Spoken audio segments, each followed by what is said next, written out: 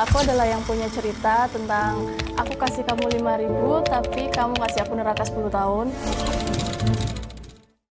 Dia bilang ke aku, kamu itu sudah jodohku dan kamu nggak akan pernah bisa nikah sama siapapun kalau nggak sama aku. No.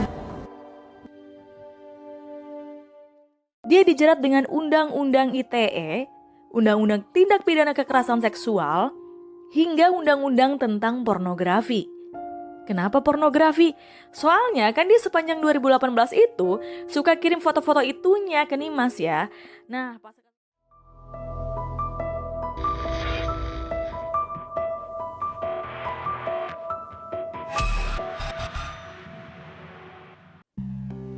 kali ini Sisi Story bakal ngebahas sebuah kasus yang seru banget.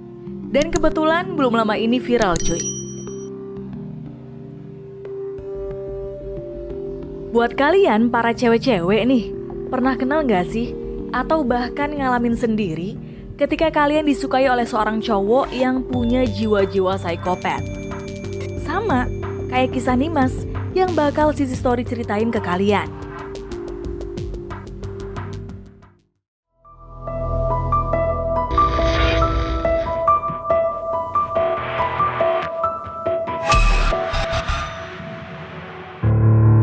Jadi baru-baru ini tepatnya di Mei 2024 sempat viral kasus seorang cewek bernama Nimas cuy.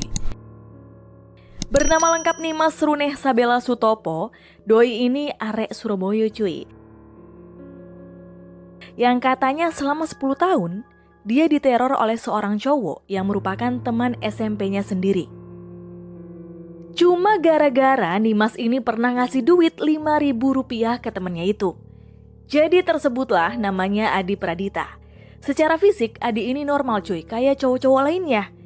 Cuma Adi ini modelan cowok nolep lah, yang kalau di kelas tuh diem, murung, yang kalau jam istirahat sekolah anak-anak lain kan pada ke kantin gitu. Tapi dia mojok aja tuh di kelas. Adi ini sosok yang terbilang introvert dan gak punya teman di sekolah cuy. Nah, berdasarkan latar belakang tersebut, Nimas yang waktu itu merasa iba atas kondisi Adi. Ya secara Adi ini kan kalau jam istirahat nggak pernah kelihatan tuh ke kantin buat makan atau sekedar jajan. Akhirnya, Nimas yang berbaik hati menghampiri Adi dan bertanya. Emang sih pertanyaannya pakai bahasa Jawa Surabaya, tapi kalau diterjemahkan kira-kira artinya begini. Di, kok kamu nggak ke kantin sih? Adi yang disamperi oleh Nimas lantas menjawab, "Enggak Nim, aku nggak punya uang jajan," katanya.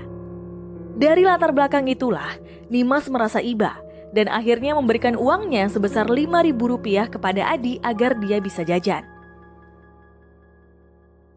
Nah dari situlah Adi yang selama ini nolep, yang merasa dirinya nggak ada yang mempedulikan bahkan memerhatikan, ketika ada cewek nih bahkan paling cantik gitu di kelasnya, Adi sumringah. Dia kegeeran cuy. Adi ini salah mengartikan perhatian Nimas. Dia menganggap Nimas ini suka kepada dirinya. Singkat cerita, Nimas dan Adi ini kan lulus SMP ya. Saat itu mereka lulus dari SMP Negeri 34 Surabaya. Akhirnya, mereka harus terpisah karena masuk SMA yang berbeda cuy. Adi ini ngerasa kehilangan sosok yang dia kagumi gitu. Dari sinilah Adi mulai melakukan hal-hal gila. Di tahun 2016, Adi mulai aktif secara ugal-ugalan stalking sosial media Nimas. Sampai bikin fake akun yang banyak banget. Dia rela bikin 440 akun Twitter palsu cuma buat mantau Nimas. Ini bukti berapa banyak akun yang Adi buat cuy untuk follow si Nimas. Gila emang ya. Padahal udah berkali-kali diblok oleh Nimasnya sendiri. Bahkan Adi ini suka tiba-tiba muncul di SMA-nya Nimas cuma buat nemuin Nimas. Dan yang lebih gilanya lagi, Adi ini kerap mengganggu hubungan Nimas dengan pacarnya. Gak cuma pacar sebenarnya cuy, melainkan cowok-cowok yang lagi tahap PDKT sama Nimas pun dia usik. Sehingga membuat para cowok-cowok tadi merasa risih dan lebih memilih mundur untuk gak lanjutin hubungan mereka dengan Nimas. Obsesi Adi ini kian menjadi-jadi cuy. Adi kerap kali mengunjungi rumah Nimas di jam-jam yang gak lazim, yakni pada pukul 1 dini hari sampai menjelang subuh. Ngapain? ya dia cuma diam terpaku dan gak ada pergerakan sama sekali. Tapi untungnya Adi ini gak sampai masuk ke dalam rumah atau sampai ngelakuin hal yang gimana-gimana gitu ya. Pada saat itu Adi juga sempat kepergok oleh segerombolan pemuda di lingkungan rumah Dimas. Dan mereka sempat nanya tuh ke Adi, Mas ngapain kamu di situ? Tapi emang agak lain cuy, Adi ini cuma diem sambil terus menatap rumah Dimas. Gak respon sama sekali, sampai bikin para segerombolan pemuda yang pulang nongkrong itu jadi ketakutan. Ngeri banget kan? Kalau kalian jadi Dimas, gimana nih? Boro-boro mau kasihan sama cowok begitu, tingkahnya aja udah nyeremin ya. Ternyata selain itu, Adi ini diketahui menjalankan usaha toko sandal jepit secara online dan jualannya itu terbilang sukses cuy. Secara dia bisa menghasilkan profit di atas 6-7 jutaan tiap bulannya. Wow. Adi pun mengaku kalau dari penghasilan toko online-nya itu dia cuma mampu nabung tiap bulannya sebesar 1 juta rupiah. Tentunya buat modal nikah dia sama Dimas. Dari hasil usahanya itu juga Adi berhasil membeli mobil pertamanya. Wah, kalau dari sudut pandang ini sih dia bagus ya cuy. Artinya dia emang beneran nih mau seriusin Dimas sampai getol banget dagang. Tapi kan ya kalau caranya agak lain begini, Dimas udah keburu ilfil duluan dan nakutin gitu ya. Sampai pada akhirnya, tindakan Adi yang paling membagongkan terjadi di sepanjang tahun 2018. Jadi, dari Januari sampai Desember, ternyata Adi itu gak cuma getol jualan online cuy, tapi dia juga getol mengirimkan foto perkembangan burungnya ke Dimas. Oh my god. Jadi emang gak tiap hari ngirim itunya, mungkin kayak mood-moodan aja kali ya. Seminggu kirim pap atau bahkan bisa seminggu sampai 2 kali ngepap itunya ke Dimas. Karena diteror terus-terusan oleh Adi, Dimas pun udah mulai geram dan memutuskan untuk melaporkan Adi ke kantor polisi. Tapi hebatnya, Dimas ini terlebih dahulu memviralkan kasus ini ke sosial media cuy.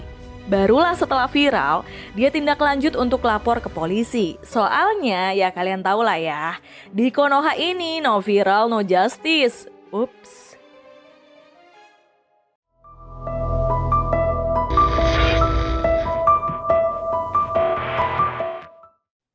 Pada 18 Mei 2024, Adi ditetapkan sebagai tersangka dengan hukuman 6 tahun penjara. Adi dijerat pasal berlapis cuy. Dia dijerat dengan Undang-Undang ITE, Undang-Undang Tindak Pidana Kekerasan Seksual, hingga Undang-Undang tentang pornografi. Kenapa pornografi? Soalnya kan dia sepanjang 2018 itu suka kirim foto-foto itunya ke Dimas ya. Nah, pas kasus ini viral di sosial media, kakaknya Adi yang bernama Abi ngerasa gak terima adiknya dipermalukan kayak gini. Dia merespon kasus ini dengan membuat thread di Twitter. Dia mengatakan kalau selama ini Dimas tuh sering terima transferan dari adiknya si Adi. Cuma kenapa gitu loh selama 10 tahun ini Dimas nggak speak up. Kakaknya juga berencana melaporkan balik si Dimas. Cuma statement kakaknya Adi ini cukup blunder sehingga dia ngoceh tanpa ada bukti. Ujung-ujungnya dirujak juga tuh sama netizen. Sampai terkuak deh sisi lainnya. Netizen nemuin kalau ternyata kakaknya Adi ini adalah seorang boti cuy. Bisa kalian cek sendiri deh di @mesabi. Aduh panjang banget ya untuk lebih lengkapnya ya. Karena dirujak sama netizen sampai akhirnya kakaknya ini ngapus-ngapusin postingannya yang udah campurin masalah Adi dan Dimas. Malah makin ditelusuri lagi tuh sama netizen kita. Nemu fakta juga kalau kakaknya ini emang beban keluarga. Artinya selama ini Adi yang nafkahin kakaknya ini cuy, kayak beli motor dan resiko lain-lainnya gitu, semuanya tuh dari Adi. Nah itu dia cerita kita hari ini cuy, kalian ada pengalaman serupa nggak nih? Coba diskusi ya di kolom komentar.